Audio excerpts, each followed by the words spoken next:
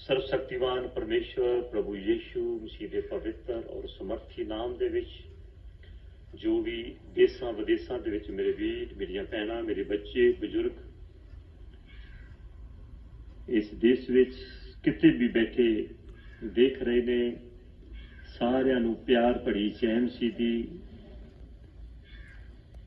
और प्रभु यीशु मसीह तुहानू बहुत आशीष और बरकत दवे जलाल दवे और यीशु दे समर्थी नाम दे विच प्रभु आ जरूर तुहानू हील करेगा।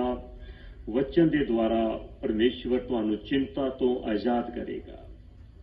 हालेलुया। बहुत सारे लोग इस बीमारी नू देख के बड़ी चिंता च पए हुए ने। कुछ लोग कारोबार की चिंता कर रहे ने, कुछ अपने जीवन की चिंता कर रहे ने, कुछ अपने बच्चों दी चिंता दे विच ने। हर इंसान चिंता दे विच है। असी वो चिंता तो बाहर निकलना आ और साडे कोलों प्रभु यीशु मसीह दा महान प्यार जो मेरे लिए और तुहाडे लिए यीशु ने अपना जीवन दे दिता ते सानू प्रभु ने सारिया चिंता तो आजाद किया। बीमारियां बहुत बार इस तरह आईयां गईयां, कारोबार बंद होए चले गए,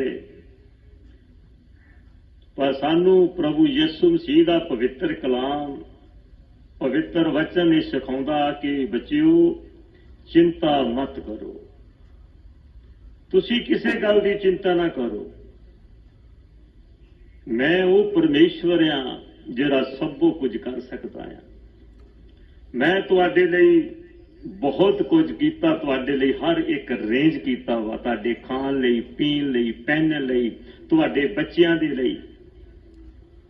ना इस बीमारी तो डरो, ना अपने कारोबारां तो डरो, किसी गल की चिंता ना करो। अज का जो टॉपिक है पवित्र कलाम वो है कि किसी गल की चिंता ना करो। इत्थे संत पौलुस कह रहा कि तुसी ते अहीं सारे खुदा दे बच्चे हाँ, मेरे बच्चे हो, तुसी चिंता ना करो। ते आज साडे नाल जुड़े हन गुरनाम सिंह जी। आओ असीं करदे हां उन्हां दे नाल गलबात। सत श्री अकाल जी। बहुत बहुत स्वागत है तुहाडा सब तो पहला साडे शो विच। Thank you. ते मेरा सब तो पहला क्वेश्चन है कि तुहाडा नाम है गुरनाम सिंह जी, ਉਹਦੇ ਤੋਂ ਸਪਸ਼ਟ ਹੁੰਦਾ ਹੈ ਕਿ ਤੁਸੀਂ ਸਿੱਖ ਫੈਮਿਲੀ ਨਾਲ ਬਿਲੋਂਗ ਕਰਦੇ ਹੋ। ਤੇ ਮੈਂ ਪੁੱਛਣਾ ਚਾਹਾਂਗੀ ਕਿ ਤੁਸੀਂ ਕ੍ਰਿਸਚੀਅਨਿਟੀ ਵਿੱਚ ਕਿਵੇਂ ਆਏ ਤੇ ਤੁਹਾਨੂੰ ਮਤਲਬ ਈਸਾਈ ਧਰਮ ਦੀ ਕਿਹੜੀ ਗੱਲ ਨੇ ਜਿਹੜਾ ਪ੍ਰਭਾਵਿਤ ਕੀਤਾ ਇੰਨਾ ਕਿ ਤੁਸੀਂ ਆਪਣਾ ਧਰਮ ਪਰਿਵਰਤਨ ਕੀਤਾ? ਧਰਮ ਪਰਿਵਰਤਨ ਨਹੀਂ ਮੈਂ ਕੀਤਾ, ਇਸ ਗੱਲ ਨੂੰ ਮੈਂ ਨਹੀਂ ਮੰਨਦਾ ਕਿ ਮੈਂ ਧਰਮ ਪਰਿਵਰਤਨ ਕੀਤਾ ਵਾ। ਉਦੋਂ ਵੀ ਮੇਰਾ ਇਹੀ ਪਹਿਰਾਵਾ ਸੀ, ਪਹਿਲਾਂ ਵੀ ਤੇ ਅੱਜ ਵੀ ਮੇਰਾ ਉਹੀ ਪਹਿਰਾਵਾ ਵਾ। ਮੇਰੇ ਕੋਈ ਵੀ ਚੇਂਜ ਨਹੀਂ ਹੋਇਆ, ਕੁਛ ਵੀ ਮੇਰਾ ਚੇਂਜ ਨਹੀਂ ਹੋਇਆ। ਗੁਰਨਾਮ ਸਿੰਘ ਮੇਰਾ ਨਾਮ ਆ ਤੇ ਗੁਰਨਾਮ ਸਿੰਘ ਹੀ ਮੈਂ ਹੈਗਾ ਵਾ। ਤੇ ਜਿਹੜਾ ਕ੍ਰਿਸਚੀਅਨ ਚੈਰਿਟੀ ਦੇ ਅੰਦਰ, ਕਿਉਂਕਿ ਮੈਂ ਇਹਨਾਂ ਧਰਮਾਂ ਦੇ ਵਿੱਚ ਪਹਿਲਾਂ ਵੀ ਦੱਸਿਆ ਵਾ ਕਿ ਜਾਤਾਂ ਪਾਤਾਂ ਦੇ ਵਿੱਚ ਨਿਗਾ ਫਸਦਾ। ਪਹਿਲਾਂ ਤੋਂ ਹੀ ਮੇਰੀ ਇੱਕ ਸੋਚ ਸੀ ਕਿ ਇੱਕ ਚੰਗਾ ਇਨਸਾਨ ਬਣੋ। ਮੈਂ ਹਰ ਇੱਕ ਨੂੰ ਹੀ ਕਹਿੰਦਾ ਕਿ ਚੰਗੇ ਇਨਸਾਨ ਬਣੋ ਬਸ। ਤੇ ਕਾਫੀ ਸਾਰੇ ਲੋਕਾਂ ਦਾ ਕਹਿਣਾ ਹੈ ਕਿ ਜਿਵੇਂ ਜਿਹੜੇ ਈਸਾਈ ਧਰਮ ਵਾਲੇ ਲੋਕ ਆ ਉਹ ਪੈਸੇ ਦੇ ਕੇ ਉਹਨਾਂ ਨੂੰ ਆਪਣੇ ਧਰਮ ਵਿੱਚ ਰਲਾਉਂਦੇ ਨੇ, ਉਹਦੇ ਬਾਰੇ ਤੁਹਾਡਾ ਕੀ ਕਹਿਣਾ ਹੈ? ਨਹੀਂ, ਇਹ ਪੈਸੇ ਦੇ ਕੇ ਕਿਸੇ ਨੂੰ ਬਦਲ ਦੇਣਾ ਐਸਾ ਕੁਛ ਨਹੀਂ ਹੈਗਾ। ਮੈਨੂੰ ਪਹਿਲਾਂ ਵੀ ਮੇਰੇ ਕੋਲ ਸਭ ਕੁਝ ਹੈਗਾ ਸੀ, ਉਦੋਂ ਵੀ ਮੈਨੂੰ ਕੋਈ ਕਮੀ ਨਹੀਂ ਹੈਗੀ ਪੈਸੇ ਦੀ, ਤੇ ਅੱਜ ਵੀ ਮੇਰੇ ਕੋਲ ਸਭ ਕੁਝ ਵਾ। ਮੈਂ ਕੋਈ ਪੈਸੇ ਲੈਣੇ ਨਹੀਂ, ਲੇਕਿਨ ਕਿਸੇ ਨੂੰ ਅੱਜ ਤੱਕ ਇਹ ਗੱਲਾਂ ਹੀ ਸੁਣਦੇ ਆ ਰਹੇ ਆਂ, ਕਿਤੇ ਪ੍ਰੂਫ ਹੋ ਪਾਇਆ ਕਿਸੇ ਨੇ ਸਬੂਤ ਹੈਗਾ ਕੋਈ ਕਿ ਫਲਾਣੇ ਆਦਮੀ ਨੂੰ ਇੰਨੇ ਪੈਸੇ ਦਿੱਤੇ ਤੇ ਉਸ ਬੰਦੇ ਨੇ ਇਕਬਾਲ ਕੀਤਾ ਜੀ ਮੈਂ ਪੈਸੇ ਲੈ ਕੇ ਤੇ ਆਹ ਧਰਮ ਪਰਿਵਰਤਨ ਕੀਤਾ ਸੀ? ਪਹਿਲੀ ਗੱਲ ਤੇ ਧਰਮ ਪਰਿਵਰਤਨ ਨੂੰ ਅਸੀਂ ਮੰਨਦੇ ਨਹੀਂ ਹੈਗੇ। ਬਾਕੀ ਜਿਹੜੇ ਲੋਕ ਆ ਰਹੇ ਨੇ ਉਹਨਾਂ ਨੂੰ ਕੋਈ ਚੰਗਾ ਲੱਗ ਰਿਹਾ, ਉਹ ਆ ਰਹੇ ਨੇ, ਕਿਸੇ ਨੂੰ ਲੈਣ ਥੋੜੀ ਜਾਂਦੇ ਅਸੀਂ। ਤੇ ਜਿਵੇਂ ਤੁਸੀਂ ਈਸਾਈ ਧਰਮ ਵਿੱਚ ਆਏ, ਤੁਸੀਂ ਦੱਸਣਾ ਚਾਹੋਗੇ ਕਿ ਤੁਹਾਨੂੰ ਕਿਹੜੀ ਗੱਲ ਨੇ ਪ੍ਰਭਾਵਿਤ ਕੀਤਾ ਜਿਹੜਾ ਤੁਸੀਂ ਇਸ ਧਰਮ ਚ ਆਏ ਸੀਗੇ? ਹਾਂ, ਇਹ ਗੱਲ ਬੜਾ ਵਧੀਆ ਸਵਾਲ ਹੈ ਤੁਹਾਡਾ ਕਿ ਮੈਂ ਜਦੋਂ ਇਹ ਚਰਚ ਗਿਆ ਪਹਿਲੀ ਵਾਰ, ਲੇਕਿਨ ਮੇਰੇ ਜਾਣ ਦਾ ਇੱਕ ਰੀਜ਼ਨ ਸੀ ਕਿ ਮੇਰਾ ਬੇਟਾ ਬਹੁਤ ਬਿਮਾਰ ਸੀ, ਉਹਦੀ ਬ੍ਰੇਨ ਦੇ ਅੰਦਰ ਇੱਕ ਬੜੀ ਵੱਡੀ ਸਮੱਸਿਆ ਸੀ। ਲੇਕਿਨ ਡਾਕਟਰਾਂ ਨੇ ਉਹਨੂੰ ਜਵਾਬ ਦੇ ਦਿੱਤੇ ਹੀ, ਬ੍ਰੇਨ ਦੇ ਚੰਗੇ ਡਾਕਟਰਾਂ ਤੱਕ ਵੀ ਅਸੀਂ ਪਹੁੰਚ ਕੀਤੀ, ਕਿਉਂਕਿ ਪਹਿਲਾਂ ਤੇ ਮੇਰੇ ਅੰਦਰ ਇਹੀ ਇੱਕ ਚੱਲਦਾ ਰਹਿੰਦਾ ਸੀ ਵੀ ਅਸੀਂ ਡਾਕਟਰ ਆਹ ਗੱਲ ਹੀ ਕੋਈ ਨਹੀਂ, ਅਸੀਂ ਪੈਸੇ ਦੇ ਕੇ ਉਹ ਕਰ ਲਾਂਗੇ, ਡਾਕਟਰ ਸਾਡੇ ਸਾਰੇ ਵਾਕਫ ਨੇ। ਪਰ ਸਭ ਕੁਝ ਮੇਰੀ ਹਿੰਮਤ ਜਿਹੜੀ ਸੀ ਨਾ ਉਹ ਹਾਰ ਗਈ ਜਦੋਂ ਡਾਕਟਰਾਂ ਨੇ ਕਹਿਤਾ ਕਿ ਇਹਦਾ ਕੋਈ ਵੀ ਟ੍ਰੀਟਮੈਂਟ ਨਹੀਂ ਹੈ, ਇਸੇ ਤਰ੍ਹਾਂ ਹੀ ਇਹਨੂੰ ਮੈਡੀਸਨ ਖਾਣੀ ਚੱਲਦਾ ਰਹੇਗਾ ਤੇ ਗਰੰਟੀ ਕੋਈ ਨਹੀਂ ਹੈ। ਜਦੋਂ ਅਸੀਂ ਥੱਕ ਗਏ, ਬੈਠ ਗਏ, ਫਿਰ ਮੇਰੇ ਹਸਪੀਟਲ ਦੇ ਅੰਦਰ ਕੁਝ ਮੇਰੇ ਸਟਾਫ ਸੀ, ਲੇਕਿਨ ਉਹਨਾਂ ਨੇ ਮੈਨੂੰ ਦੱਸਿਆ ਕਿ ਸਰ ਤੁਸੀਂ ਇੱਕ ਵਾਰ ਸਾਡੇ ਕਹਿਣ ਤੇ ਚਰਚ ਜਾਓ। ਉਹ ਮੇਰਾ ਖਿਆਲ ਮਹੀਨਾ ਹੀ ਮੈਨੂੰ ਇਹ ਗੱਲ ਕਹਿੰਦੇ ਰਹੇ ਔਰ ਮੈਂ ਨਹੀਂ ਮੰਨਿਆ। ਫਿਰ ਇੱਕ ਦਿਨ ਮਨ ਸੋਚਿਆ ਕਿ ਚਲੋ ਜਾਂਚ ਹਰਜੀ ਵੀ ਕੋਈ ਨਹੀਂ ਹੈਗਾ, ਅਸੀਂ ਪਹਿਲਾਂ ਤੋਂ ਹੀ ਇਹਨਾਂ ਚੀਜ਼ਾਂ ਤੋਂ ਉੱਪਰ ਹੈ। ਜਦੋਂ ਗਏ ਉੱਥੇ ਪ੍ਰਾਰਥਨਾ ਹੋਈਆਂ ਕੀਤੀਆਂ, ਲੇਕਿਨ ਪਾਸਟਰ ਨੇ ਇੱਕ ਬੜੀ ਵਧੀਆ ਮੈਨੂੰ ਦੱਸਿਆ ਕਿ ਲਓ ਜੀ ਤੁਹਾਡਾ ਬੇਟਾ ਬਿਲਕੁਲ ਠੀਕ ਹੈ, ਅੱਜ ਤੋਂ ਬਾਅਦ ਸਮਝੋ ਕਿ ਇਹਨੂੰ ਬ੍ਰੇਨ ਨਵਾਂ ਹੀ ਆ ਗਿਆ। ਮੈਨੂੰ ਉਹਦੀ ਗੱਲ ਨਾ ਬੜੀ ਅਜੀਬ ਜੀ ਲੱਗੀ ਕਿ ਇਹ ਕਿੱਦਾਂ ਹੋ ਸਕਦਾ। ਉਹ ਕਹਿੰਦਾ ਜੀ ਵਿਸ਼ਵਾਸ ਕਰੋ, ਵਿਸ਼ਵਾਸ ਕਰੋਗੇ ਉਹ ਤਾਂ ਕਰਨਾ ਹੀ ਪਵੇਗਾ ਤੁਹਾਨੂੰ। ਤਾਂ ਮੈਂ ਮਜ਼ਾਕ ਵਿੱਚ ਉਹਨੂੰ ਕਿਹਾ ਪਾਸਟਰ ਨੂੰ ਵੀ ਜੇ ਤੂੰ ਸਾਨੂੰ ਇਹ ਗੱਲ ਕਹਿ ਰਿਹਾ ਵੀ ਇਹ ਠੀਕ ਹੋ ਗਿਆ ਵਾ, ਬ੍ਰੇਨ ਨਵਾਂ ਆ ਗਿਆ, ਤਾਂ ਫਿਰ ਇਹਦੀ ਰਿਪੇਅਰ ਕਰਨ ਦੀ ਤਾਂ ਲੋੜ ਹੀ ਨਹੀਂ ਹੈਗੀ, ਫਿਰ ਤੈਨੂੰ ਮੈਡੀਸਨ ਦੇਣ ਦੀ ਕੋਈ ਜ਼ਰੂਰਤ ਹੀ ਨਹੀਂ ਆ। ਉਹ ਕਹਿੰਦੇ ਬਿਲਕੁਲ ਸਹੀ ਗੱਲ ਆ, ਇਹਨੂੰ ਮੈਡੀਸਨ ਦੇਣ ਦੀ ਕੋਈ ਜ਼ਰੂਰਤ ਨਹੀਂ ਆ। ਉਹ ਮੈਂ ਉਹਨੂੰ ਮੈਡੀਸਨ ਦਿਖਾਈ, ਲੇਕਿਨ ਉਹਨਾਂ ਫੜ ਕੇ ਪਾਣੀ ਹੀ ਸੁੱਟ ਦਿੱਤੀ ਉਸੇ ਵਕਤ। ਕਹਿੰਦੇ ਜੀ ਲਓ ਜੀ ਅੱਜ ਤੋਂ ਬਾਅਦ ਤੁਸੀਂ ਮੈਡੀਸਨ ਨਹੀਂ ਦੇਣੀ ਔਰ ਬੱਚਾ ਬਿਲਕੁਲ ਠੀਕ ਹੈ। ਤੇ 2008 ਦੀ ਗੱਲ ਆ, 2008 ਵਿੱਚ ਅਸੀਂ ਚਰਚ ਗਏ ਸੀ, ਲੇਕਿਨ ਅੱਜ ਤੱਕ ਉਹ ਬੇਟਾ ਬਹੁਤ ਵਧੀਆ ਇੱਕ ਜੀਨੀਅਸ ਬੇਟਾ ਆ। ਫਿਰ ਇੱਕ ਸਾਨੂੰ ਡਾਕਟਰਾਂ ਨੇ ਇਹ ਗੱਲ ਕਹੀ ਸੀ ਵੀ ਇਹਦਾ ਬ੍ਰੇਨ ਬਾਕੀ ਬੱਚਿਆਂ ਨਾਲੋਂ ਘੱਟ ਚੱਲੇਗਾ, ਪਰ ਰੱਬ ਦਾ ਧੰਨਵਾਦ ਹੈ ਕਿ ਮੇਰਾ ਖਿਆਲ ਆ ਵੀ ਸਾਡੇ ਉਹ ਬੇਟੇ ਦਾ ਬ੍ਰੇਨ ਚੰਗੇ ਇੰਟੈਲੀਜੈਂਟ ਬੱਚਿਆਂ ਨਾਲੋਂ ਵੀ ਜ਼ਿਆਦਾ ਹੈ। ਪਿੱਛੇ ਨਾਸਾ ਦੇ ਵਿੱਚ ਇੱਕ ਕੰਪੀਟੀਸ਼ਨ ਹੋਇਆ ਸੀ, ਉਹਦੇ ਵਿੱਚ ਉਹ ਬੇਟਾ ਉੱਥੇ ਅਮਰੀਕਾ ਗਿਆ।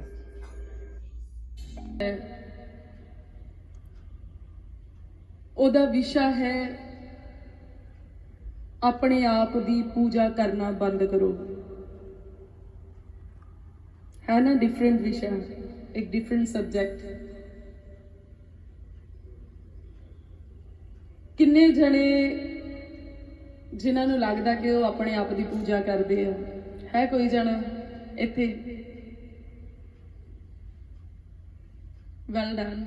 एक भरा ने बहुत हौसला करके हाथ खड़ा किया, आई रियली अप्रीशिएट, क्योंकि सच बोलना परमेश्वर नूं पसंद आउंदा।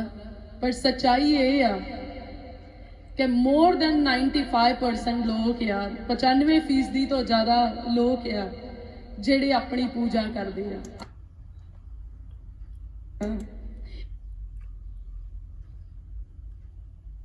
ਅਤੇ ਆਪਣੇ ਆਪ ਨੂੰ ਪਰਮੇਸ਼ਵਰ ਕਰਕੇ ਵਿਖਾਉਂਦਾ ਹੈ।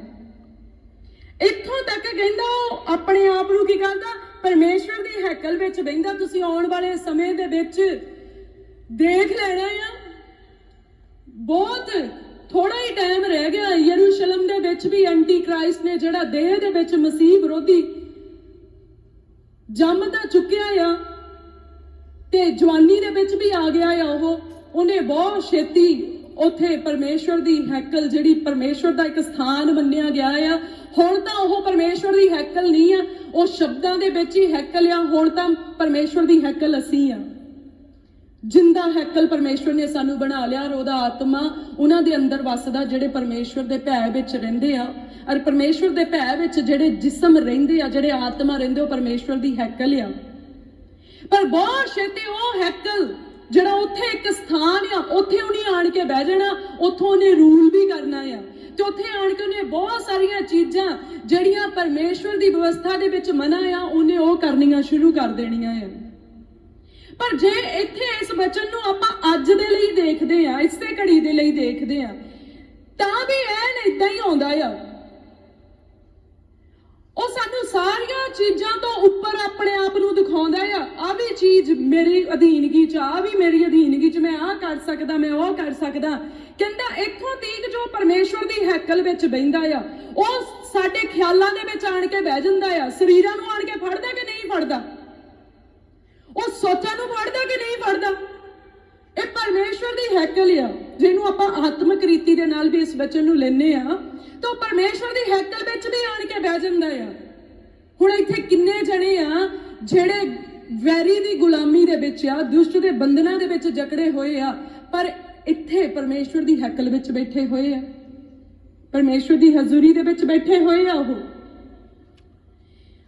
ਉਹ ਇੰਨੀ ਹਿੰਮਤ ਕਰਦਾ ਆ, ਕਹਿੰਦਾ ਆਪਣੇ ਆਪ ਨੂੰ ਪਰਮੇਸ਼ਵਰ ਕਰਕੇ ਵਿਖਾਉਂਦਾ। ਉਹ ਤੁਹਾਨੂੰ ਇਦਾਂ ਸਾਬਤ ਕਰਦਾ ਮੈਂ ਹੀ ਰੱਬ ਆ। ਐਵੇਂ ਆਸੇ ਪਾਸੇ ਨਾ ਭਟਕੀ ਫਿਰੋ। ਉਹ ਆਪਣੀ ਗੁਲਾਮੀ ਦੇ ਬੰਧਨਾਂ ਦੇ ਵਿੱਚ ਬੰਨਦਾ ਆ। ਕਦੀ ਯਿਸੂ ਮਸੀਹ ਨੇ ਕਿਸੇ ਦਾ ਗਲਾ ਘੁੱਟਿਆ? ਜੇ ਕਿਸੇ ਦਾ ਘੁੱਟਿਆ ਤੇ ਹੱਥ ਖੜਾ ਕਰਕੇ ਦੱਸੇ, ਖਲੋ ਕੇ ਦੱਸੇ ਵੀ ਯਿਸੂ ਆਇਆ ਸੀ ਮੇਰਾ ਗਲਾ ਘੁੱਟਣ ਵਾਸਤੇ। ਉਹਨੇ ਕਿਹਾ ਮੈਂ ਯਿਸੂ ਆ, ਮੈਂ ਤੇਰਾ ਗਲਾ ਘੁੱਟ ਦੇਣਾ, ਤੂੰ ਚਰਚ ਨੂੰ ਨਹੀਂ ਆਇਆ। ਉਹ ਰਹਿਮਤ ਨਾਲ ਭਰਿਆ ਹੋਇਆ ਪਰਮੇਸ਼ਵਰ ਆ। ਉਹ ਦਇਆ ਦਾ ਸਾਗਰ ਤੇ ਕਿਰਪਾ ਦਾ ਧਨੀ ਆ। ਹਾਲਾਂਕਿ ਵਚਨ ਦੇ ਵਿੱਚ ਲਿਖਿਆ 6 ਦਿਨ ਕੰਮ ਕਰਦੇ 7ਵੇਂ ਦਿਨ ਮੇਰੀ ਹਜ਼ੂਰੀ ਚ ਆ। ਫਿਰ ਵੀ ਤੁਸੀਂ ਵਿਆਹ ਦੇਖਦੇ ਆ, ਤੁਸੀਂ ਜਨਮ ਦਿਨ ਮਨਾਉਂਦੇ, ਤੁਸੀਂ 7ਵੇਂ ਦਿਨ ਨੂੰ ਵੀ ਪਵਿੱਤਰ ਜਾਣ ਕੇ ਨਹੀਂ ਜਾਣਦੇ, ਪਰ ਫਿਰ ਵੀ ਉਹ ਤੁਹਾਨੂੰ ਨੈਕਸਟ ਟਾਈਮ ਦਿੰਦਾ। ਕਹਿੰਦਾ ਅੱਜ ਮੰਨ ਜਾ, ਕੋਈ ਗੱਲ नहीं, ਪਿੱਛੇ जो हो गया। बहुत सा धार्मिक रीति रिवाज पूरे करने वाले और मूर्ति पूजा करने वाले सब कुछ बहुत से अच्छे से मैं ऐसे धार्मिक जीवन व्यतीत करती थी। और बहुत से छोटी सी उम्र में मैंने बहुत से धार्मिक ग्रंथों को पढ़ा हुआ, लेकिन फिर भी मेरे घर में, मेरे परिवार में कभी शांति नहीं थी। हमारे घर में बहुत से लड़ाई झगड़े हमेशा होते रहते थे। मेरे मम्मी डैडी जो है वो हमेशा आपस में लड़ते। बहुत से लोगों ने कहा कि ठीक हो जाएगी। मुझे दूर से देखकर वो बाबे लोग कह देते थे कि इस लड़की का जल्दी से इलाज करवा लो वरना ये बिल्कुल पागल हो जाएगी। लेकिन वो सब ऐसा कहते थे और इलाज कर देते थे, पैसे भी ले लेते थे, लेकिन आराम कुछ नहीं आता था मुझे। तो थोड़ी देर के लिए कह देते थे, गारंटी कोई नहीं देते थे कि पूरी रीति से बिल्कुल चंगी हो जाएगी। दिया और कहा कि ले बेटा अब इसको तूने 101 बार जाप करना है और देवी माँ तेरे साथ रहेगी, अब तुझे कुछ नहीं होगा। तो मैं 1001 बार जाप करती थी। अब मुझे मरना ही है, अब मुझे चंगा करने वाला कोई नहीं है, क्योंकि मैं सारी जगह घूम चुकी हूँ। कोई भी ऐसी जगह नहीं छोड़ी जहां कहती मुझे मरना मंजूर है पर मुझे चर्च में नहीं जाना। मैंने चर्च में नहीं जाना है, मैं नहीं जा रही थी। और लेकिन एक दिन क्या हुआ, मेरी हालत और ज्यादा बिगड़ती चली गई। तो ऐसा था कि मेरा जीवन, कि मैं उस समय ये कहती चढ़ा, तो क्या हुआ कि मुझे उस दिन बड़ी शांति मिली और मैं हैरान होगी इस वचन को पढ़कर। मैं सोचने लगी कि मैंने दुनिया में मैंने इतने सारे ग्रंथ पढ़े हैं, सारा कुछ पढ़ा, गीता, रामायण, जो भी जितने भी ग्रंथ हैं, दुर्गा चालीसा, जो भी जितने ग्रंथ हैं मैंने सारे पढ़े। मुझे कभी किसी ग्रंथ में इतनी शांति नहीं मिली। लेकिन आखिर इस बाइबल में ऐसा क्या है जो मुझे एक बार पढ़ने से इतनी शांति मिल रही है। और फिर मैं सच कह रही कि मैं सिर्फ अपने मतलब के लिए चर्च में गई थी, ठीक होने के लिए चर्च में गई थी। और मेरी सोच ये थी कि जैसे मैं ठीक हो जाऊंगी मैं वापस अपनी दुनिया में चली जाऊंगी। अपने मतलब के लिए मैंने बाइबल को पढ़ना शुरू किया और अपने मतलब के लिए मैंने चर्च जाना शुरू किया था, क्योंकि मेरी सोच यही थी कि मैं जैसे ही ठीक होंगी मैं वैसे ही उसी समय में अपने सारा कुछ छोड़ के वापस अपनी दुनिया में आ जाऊंगी। ये मेरी सोच थी।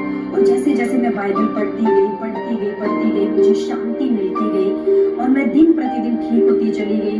मैं चर्च में जाती गई और मेरी जो प्रॉब्लम थी वो दिन प्रतिदिन मैं चंगी होती चली गई। और मैं जैसे जैसे प्रभु से कुछ मांगती थी तो प्रभु तुरंत मेरे जीवन में करते हुए मैं बड़ी हैरान होती थी कि ऐसा कौन सा परमेश्वर है कि जो मैं इतने 20-22 सालों तक मैं पुकारती रही, लेकिन किसी ने कभी मेरी पुकार नहीं सुनी। लेकिन मैं इस परमेश्वर को एक ही बार बोलती और वो तुरंत मुझे जवाब देता है। तो मैं हैरान होती थी उन अद्भुत चमत्कारों को अपने जीवन में देख। देश दे विच कोरोना नाम की गंदी बीमारी चल रही है। ये कोरोना नाम की गंदी बीमारी मैं प्रभु यसू मसीह के नाम दे विच असीं डांटते हैं। ਰੱਬ ਜੀ ਅਸੀਂ ਪ੍ਰਾਰਥਨਾ ਮੰਗਦੇ ਹਾਂ ਸਭ ਲੋਕਾਂ ਦੇ ਲਈ ਖੁਦਾਵੰਦ ਆਪਣੇ ਲੋਕਾਂ ਨੂੰ ਬਚਾ ਕੇ ਰੱਖ ਮੇਰੇ ਰੱਬਾ ਇਹ ਬਿਮਾਰੀ ਇਸ ਦੇਸ਼ ਚੋਂ ਇਸ ਦੁਨੀਆ ਤੋਂ ਚਲੀ ਜਾਵੇ ਖੁਦਾਵੰਦ ਰੱਬਾ ਤੇਰੇ ਲੋਕ ਬਚ ਜਾਣ ਮੇਰੇ ਪ੍ਰਭੂ ਯੀਸ਼ੂ ਜੋ ਕੋਰੋਨੇ ਦੀ ਮਾਰ ਹਟਾ ਚੁੱਕੇ ਆ ਰੱਬਾ ਉਹਨਾਂ ਨੂੰ ਬਚਾ ਮੇਰੇ ਪਰਮੇਸ਼ਵਰ ਪ੍ਰਭੂ ਆਪਣਾ ਪਵਿੱਤਰ ਕਲਾਮ ਭੇਜ ਕੇ ਰੱਖਿਆ ਕਰ ਉਹਨਾਂ ਦੀ ਪ੍ਰਭੂ परमेश्वर फरियादा नूं सुनो मेरे प्रभु असी सब लोग तेरे भवन दे विच ये प्रार्थना मांग रहे हैं खुदाबंद दया करो। और मेरे अंदर परमेश्वर को ढूंढने की इच्छा बचपन से ही थी। आप यकीन मानेंगे मैं जब छोटी थी जब मैं प्रभु को नहीं जानती थी हम एक पंडित परिवार से हैं हिंदू फैमिली से हैं और मैं बचपन से ही फास्ट को रख के 9 दिनों के फास्ट को रख के पड़ोसियों को बच्चों को इकट्ठा करके हम टीम के एक ड्रम को बजाकर हम आराधना करते थे और मैंने कई समय तक फास्ट रखे नंगे पैर गई लोगों को खाना खिलाया कभी पीले चावल कभी लाल चावल और घर में कोई समस्या आती थी तो मैं पंडितों के पास फटाफट यदि कोई मुझे ताबीज दे दे या कुछ मुझे ऐसा घर में दे दे जिससे शांति आ जाए छुट्टी मैं बालकपन से करती थी क्योंकि मैं परमेश्वर को ढूंढना चाहती थी लेकिन आपको पता इन चीजों से मुझे परमेश्वर नहीं मिला। मेरे अंदर परमेश्वर को ढूंढने की इच्छा थी मैंने हर फास्ट को रखा कोई बोलता था ये फास्ट वो फास्ट मेरी मम्मी भी कहती थी इतना तो मैंने नहीं किया जितना मेरी बेटी ने किया क्योंकि मेरे अंदर एक इच्छा थी कोई तो परमेश्वर होगा कुछ तो उसे खुश करने का या कुछ तो उसे पाने का जरिया होगा तो बालकपन से मेरे अंदर ये इच्छा थी मेरे भाई बहनों कि कैसे परमेश्वर को ढूंढूं। मैं हर फास्ट को रखे हर ऐसी जगह जो कोई मुझे बताता था this is a special place for अगर तुम यहाँ पर जाओगी तो ये हो जाएगा वहां पे ये बांध दोगी तो ऐसा हो जाएगा मैं हर जगह जाया करती थी चाहे कोई भी जगह क्यों ना हो। मेरा तो इच्छा था मैं बड़ी ज्योतिषचार्य बनूं मैं लोगों की समस्याओं का समाधान दूंगी मैं लोगों के मार्गदर्शन करूंगी कि वो आगे भविष्य में क्या करें और इसके लिए मैं 9th और 10th स्टैंडर्ड से ही ज्योतिषियों के अधीनता में रहने लगी। मैं पढ़ाई के बाद भी इतना समय जरूर निकालती थी कि मैं रोज उनसे जाके क्लासेस ले सकूं और जो वो कर्मकांड मुझे बताते थे विधि विधान बताते थे कुंडली बनाना बताते थे वो सब मैं उनसे सीखती थी क्योंकि ये तो मेरी इच्छा थी। और मैं आपको बताना चाहती हूँ मैंने जब ज्योतिषचार्य ली तो मैंने एक गुरु से एक गुरु दक्षिणा भी ली और वो बहुत सारी ऐसी बातों को उन्होंने बताया जो बातें 10 करीब बातें बताई थी तो उनमें से कुछ बातें सत्य हो गई थी और कुछ बातें और थी वो कुछ बातें ऐसी थी जो अपने घर में भी किसी को नहीं बता सकती थी। मैं प्रभु के करती कि 1.5 महीना मैंने मेडिकल में कैसे काटा था मेरे को पता है इस प्रकार की मानसिक बीमारी से जिसमें मैं करीबन 6 से 8 महीने के करीब यहाँ तक मुझे अच्छे से याद है आज की डेट में मैं रही थी और ये कोई आसान पीरियड भी नहीं था। जब हमारा वक्त अच्छा नहीं होता तो 1 घंटा काटने भी बहुत भारी होता है रात काटनी बहुत भारी होती है। मैं बालाजी गई मैं मंदिर में भी गई कोई कहता इस दिन जाओ वीरवार वाले दिन जाओ बहुत देंगे वो लगाना ठीक हो जाएगा मैं जहाँ जो बताता था मैं छोड़ती नहीं थी कि कहीं से भी चंगाई मिले और ये ठीक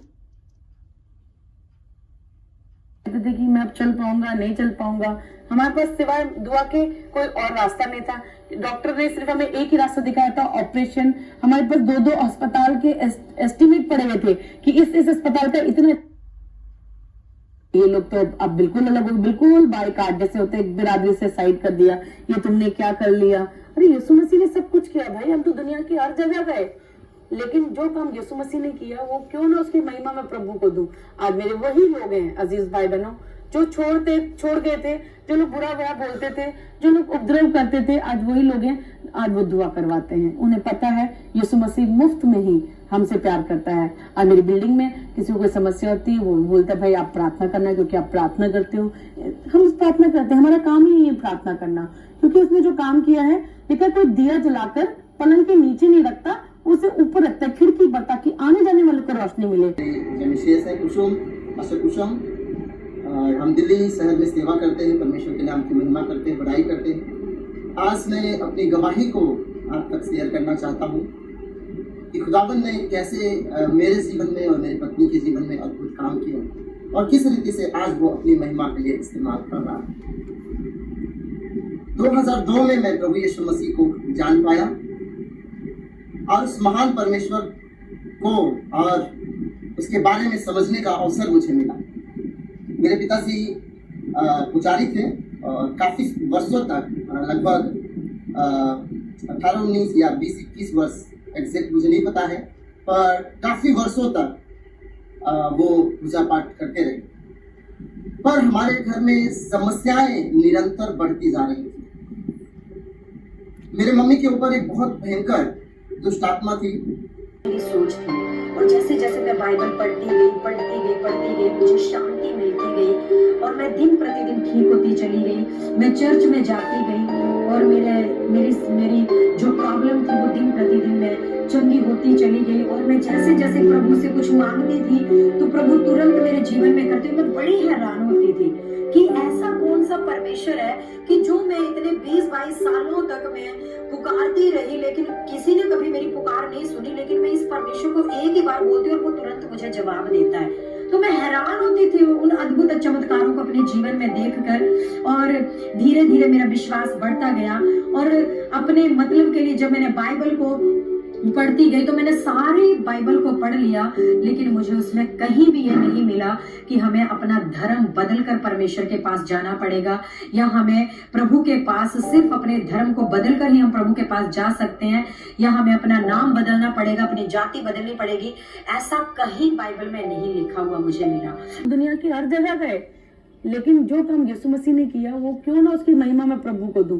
आज मेरे वही लोग हैं अजीज भाई बहनों, जो छोड़ गए थे, जो लोग बुरा बोलते थे, जो लोग उपद्रव करते थे, आज वही लोग हैं। आज वो दुआ करवाते हैं। उन्हें पता है यीशु मसीह मुफ्त में ही हमसे प्यार करता है। और मेरी बिल्डिंग में किसी को कोई समस्या होती है, वो बोलता है भाई आप प्रार्थना करना, क्योंकि आप प्रार्थना करते हो। हम प्रार्थना करते हैं, हमारा काम ही है प्रार्थना करना, क्योंकि उसने जो काम किया है, लेकिन कोई दिया जलाकर पलंग के नीचे नहीं रखता, उसे ऊपर रखता है खिड़की पर, ताकि आने जाने वालों को रोशनी मिले। अब जो परमेश्वर ने जीवन मुझे दे दिया वो इसलिए नहीं दे दिया है कि मैं अपनी लाइफ में, इसलिए दे दिया कि मैं उस खिड़की पे पहुंच जाऊं, ताकि जितने लोग मुझे मिले मैं सबको परमेश्वर के प्रकाश के बारे में बता सकूं। मुझे आज मेरे पासबान लोग मुझे इवेंजलिस्ट कहते हैं। प्रभु ने आशीष दे। मेरे पास्टर विक्टर जेम्स, पास्टर गिनेज हेनरी हैं, जिनके अधीनता में मैं सेवा को करती हूँ। और मेरे अच्छे स्पिरिचुअल मेरे फादर हैं, दे लीडेड मी। मेरी स्पिरिचुअल मदर है मिसेस नरगिस जेकब, जिन्होंने मुझे बड़ी प्रार्थनाओं के द्वारा संभाला, उठाया। और आज एक टीवी प्रोग्राम में, शुभ संदेश में, जिसमें खुदा सब कुछ कर सकता है, उसमें भी मैं हूँ। तो सब प्रभु का अनुग्रह है। ये मेरी योजना नहीं है, ये मेरा प्लान नहीं है। मैं तो ये सोच रही थी लाइफ में कुछ नहीं हो रहा, मौत अच्छी है, लाइफ को खत्म करना अच्छा है, लेकिन परमेश्वर ने खत्म नहीं, आरंभ करना शुरू किया। मेरे जीवन में ये परिस्थिति इसलिए आई कि परमेश्वर की महिमा, और मैं अपनी हर परिस्थिति को परमेश्वर के हाथ में दी थी। मैंने तब भी दी जिस दिन से मैंने जान लिया, और वर्तमान में भी मैं अपनी हर परिस्थिति को प्रभु के हाथ में दी थी। चाहे मेरे घर का हो, मेरे परिवार का हो, मेरे ऑफिस का हो, मेरा personal, whatever it may be, परमेश्वर के ऊपर। क्योंकि अगर ये परिस्थिति ना हो, हम सबके जीवन में कुछ ना कुछ ऐसा आता है जिससे हम परमेश्वर की महिमा प्रकट करें। सबके जीवन में, दुनिया में, इस धरती पर, मैं ऐसा यकीन करती हूँ खुदा को जानने के बाद, ऐसा लिखा है हर घुटना झुकेगा, हर जबान इस बात का अंगीकार करेगी कि यीशु जीवित परमेश्वर है। मेरे अगर जीवन में, अगर मैं बीमार नहीं पड़ती, अगर मैं मेंटली रिटायर्ड नहीं होती, तो जो कुछ मेरे जीवन में हुआ, मेरे परिवार में हुआ, या जिस बर्तन को प्रभु आज इस्तेमाल कर रहा है अपने काम के लिए, कभी हो ही नहीं सकता था। तो sometime brokenness become a cause of blessing, not for you, for the entire family, for the entire people around you. तो परमेश्वर ने इन परिस्थितियों को डालकर भी अपनी महिमा प्रकट की। और मैं तमाम देखने वाले भाई बहनों को भी यही कहकर उत्साहित करना चाहूंगी, हो सकता है किसी ऐसी परिस्थिति में मेरे जैसी कोई मानसिक रोग से गुजर रहे हो, पारिवारिक समस्या से गुजर रहे हो, आपने लगता है कि हर कर्म कांड करके अपना बेस्ट कर दिया, और आपको लग रहा है सब वेस्ट लगे, क्योंकि मुझे भी लग रहा था, और मैं सबको पुकार रही थी, तुम हो कहाँ, मैं तो फास्ट रखे, मैं तो नंगे पैर। के बारे में, अपने आप पे जो प्रभु का अनुग्रह हुआ है मुझ पे, मैं उसके बारे में, एक चमत्कार के बारे में आपको बताना चाहती हूँ। मैं जीरकपुर से हूँ, और आज से 5 महीने पहले मेरी हालत बहुत ज्यादा खराब हो गई थी। मैं आपको उस चीज के बारे में बताना चाहती हूँ कि एक्चुअल मेरे साथ हुआ क्या था। मेरी छोटी सी फैमिली है, मैं एक हिंदू परिवार से हूँ, मैं मैरिड हूँ, मेरे 2 बच्चे हैं, और हमारी बहुत अच्छी खुशहाल फैमिली में अचानक बहुत ज्यादा इस तरह से एक बहुत बड़ा पहाड़ टूट पड़ा हमारी खुशियों पर, कि मैं आपको उस चीज के बारे में बताना चाहती हूँ कि आज से 5 महीने पहले अचानक मेरी तबीयत बहुत ज्यादा खराब हो गई। ऐसे तो मेरी लाइफ में बहुत कुछ होता रहा है। मैं आपको बता दूं कि मेरी शादी को 14 ईयर्स हो चुके हैं। 14 ईयर्स में मेरे बहुत सारे ऑपरेशन हो चुके हैं, बहुत सारे में कभी कुछ मेरे साथ, कभी एक्सीडेंट, कभी कुछ बीमारी होता ही रहा है। बट आज से 5 महीने पहले मुझे एक अचानक एक रात इतना दर्द हुआ कि मुझे हॉस्पिटल एडमिट करवाया गया। और जब मुझे हॉस्पिटल एडमिट करवाया तो वहां पे डॉक्टर्स ने जब मेरी अल्ट्रासाउंड वगैरह, मेरा सीटी स्कैन वगैरह करवाया तो उन्होंने मेरी फैमिली को बताया कि मुझे कैंसर है। फ्रेंड्स, कैंसर एक बहुत बड़ी बीमारी है और ये किसी के लिए भी सुनना बहुत ज्यादा दर्दनाक है। और जब मेरी फैमिली को, मेरे हस्बैंड को, मेरे पेरेंट्स को ये पता चला कि मुझे कैंसर है और वो कैंसर इस तरह से मेरे अंदर फैल गया, मेरी किडनी में, मेरे यूट्रस में, मेरी ओवरी में, मेरी लेग में, मेरी आंतों में, वो इतना फैल गया कि डॉक्टर्स ने जब देखा तो उन्होंने मेरे घर वालों को ये कह के शिफ्ट कर दिया कि आप इसे यहाँ से ले जाइए, हम इसका कोई भी इलाज नहीं कर सकते और ना ही इसका कोई इलाज है। मैं मायो हॉस्पिटल में एडमिट थी, वहां से मुझे पीजीआई रेफर कर दिया गया। जब मुझे पीजीआई लेके गए तो उन्होंने भी यही बात बोली कि ट्यूमर जो है बहुत ही ज्यादा दर्दनाक है, कि उसका परिवार प्रभु के साथ मेरे जुड़ने की, उनके अनुग्रह की। जब मुझे फर्स्ट टाइम उसने कॉल किया, मैं हॉस्पिटल में एडमिट थी और उसने मुझे बोला कि पल्लवी, मैं तेरे लिए ना प्रेयर करवाना चाहती हूँ।